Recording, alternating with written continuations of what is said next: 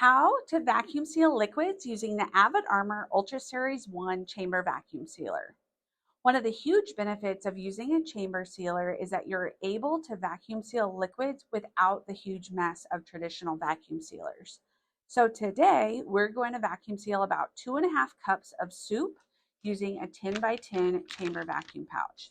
Now, before you vacuum seal your soup, you're going to want to make sure that your vacuum and seal time settings are properly set based on what you're vacuum sealing. So for the liquids, we recommend a vacuum level of 3 and a seal time setting of 1 if you're using Avid Armor 3 or 4 mil chamber vacuum pouches. Once your settings are good to go, you're going to open the lid and place your pouch in the chamber.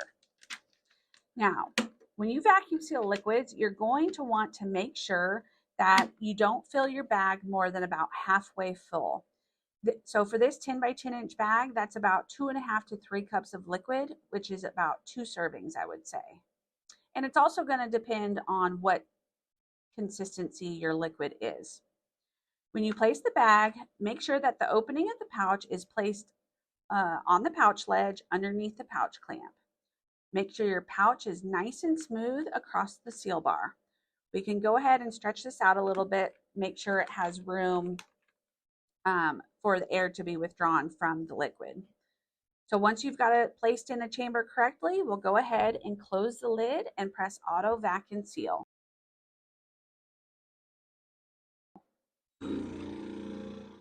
Now remember, it is completely normal for part of the pouch to inflate when it is under vacuum.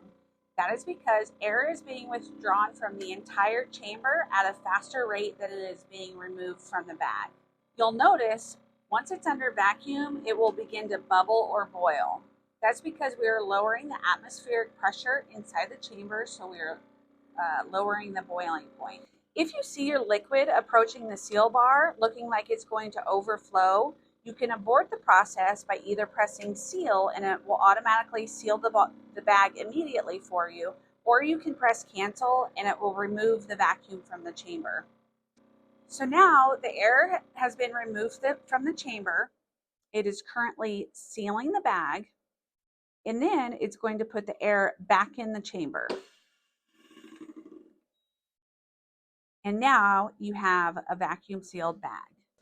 Look how beautiful that is. So now you'll remove it from the chamber, inspect your seal, make sure it is smooth all the way across with no wrinkles that will be able to escape or enter the bag once it's in storage.